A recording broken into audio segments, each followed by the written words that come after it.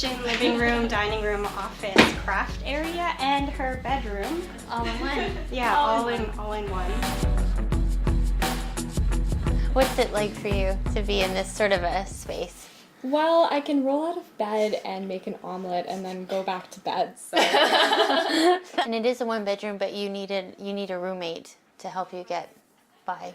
Yes, yeah. And I've looked at some cheaper places, like further out in the city, and not necessarily cheaper, but they might be 2 bedrooms, and then I can share, and the other person gets a door, which is big. Doors are good.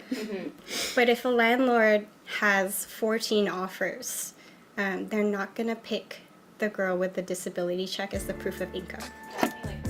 I've been diagnosed with a sleep disorder, I have some autoimmune issues, I have inflammation all the time.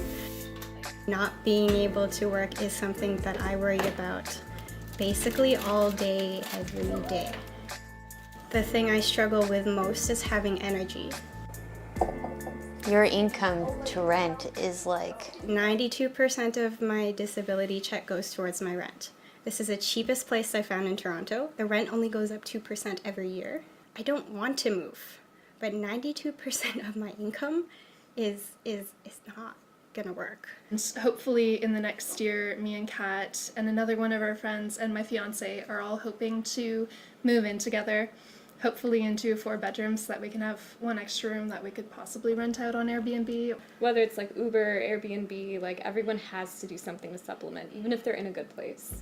So when you tell me to work more, when you tell my generation we're not doing enough, Okay, Yeah. so there's the dream and then there's the reality. There's a lot of attention drawn to these quirky millennial trends where it's like millennials living out of vans, millennials living 6 to an apartment. It's not that we want these things. I don't think the dream has changed from our parents' generation. I think if we had the freedom to dream about having an attached house and having those same opportunities, that would be my dream. But we've all had to kind of narrow our dreams down into what is actually possible for us at this time. I would just like to work in my field, be well compensated, afford a place, and be generally happy. That's it.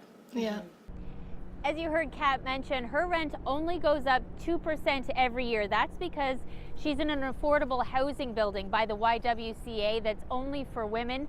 She's also on the wait list for Toronto Community Housing. The average wait is between 7 to 10 years, and she is one of 177,000 people in Toronto waiting for social housing. Shannon Martin, CBC News, Toronto.